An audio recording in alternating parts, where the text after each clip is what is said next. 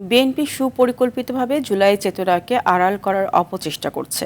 এ চেষ্টা অব্যাহত থাকলে দলটির সাথে চূড়ান্ত লড়াই হবে, যেখানে বিরোধী জোট এক চুলও ছাড় দেবে না বলে মন্তব্য করেছেন 11 দলীয় শীর্ষ নেতা ডক্টর শফিকুর রহমান।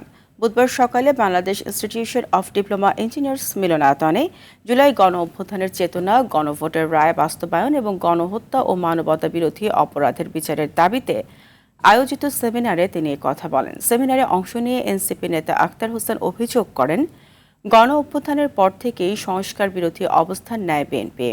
সভাপতির বক্তব্যে এলডিপির সভাপতি কর্নেল অলি আহমদ অনতিবিলম্বে সরকারকে গণভোটের রায় মেনে নেয়ার আহ্বান জানান। আমরা চাই মানবতার বাংলাদেশ, সুশাসনের বাংলাদেশ এবং সকলের জন্য একটা সুন্দর বাংলাদেশ, যার মধ্য দিয়ে বাংলাদেশ রাষ্ট্রটার কাঙ্ক্ষিত সংস্কার হবে, সে আধাটা আপনারা মানবেন না। ভোটের পিয়ার অনুযায়ী উচ্চকক্ষ হবে, সেটা আপনারা মানবেন না। তাহলে আপনারা সংস্কারের কোন অংশটুকুকে মানবেন? আপনাদের রায়কে সম্মানিত করার জন্যে আমাদের লড়াই চলছে এবং আমরা আপনাদেরকে নিয়েই বিজয়ী হব, আপনাদের জন্য বিজয়ী হব, বাংলাদেশের জন্য বিজয়ী হব। আমাদের দেশ বাংলাদেশ, আমাদের কোনো মামু বাড়িও নাই, আমাদের কোনো পিসির বাড়িও নেই।